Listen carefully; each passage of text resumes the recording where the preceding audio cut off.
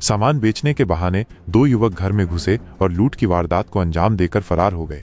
दरअसल उत्तर प्रदेश के रायबरेली जिले के ऊंचाहार कस्बे के खरुआ कुआं क्षेत्र में बाइक सवार दो अज्ञात युवकों ने लूट की वारदात को अंजाम देकर सनसनी फैला दी। जानकारी के मुताबिक दोनों युवक सामान बेचने के बहाने मौके पर पहुंचे और एक महिला को साइंटिफिक तरीके से बेहोश कर उसकी गले से चेन लूट कर फरार हो गए। पीड़ित द्वारा घटना की सूचना ऊंचाहार कोतवाली पुलिस को दे दी गई है। फिलहाल पुलिस मामले की जांच में जुट गई है। कस्बे में लूट की इस घटना के बाद लोगों में भय और चिंता का माहौल व्याप्त है। स्थानीय निवासियों ने जल्द कार्रवाई की मांग की है।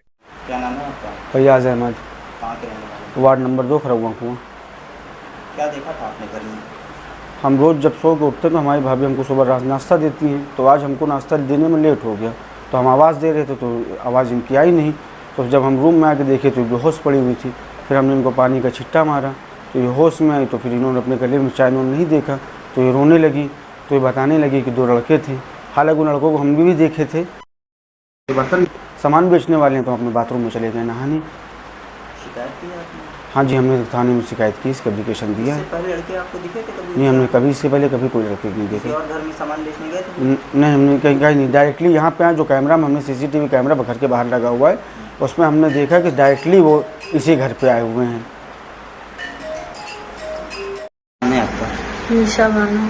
कहाँ की रहने वाली हैं? जी ऊंचाहार का। क्या हुआ है आपके यहाँ?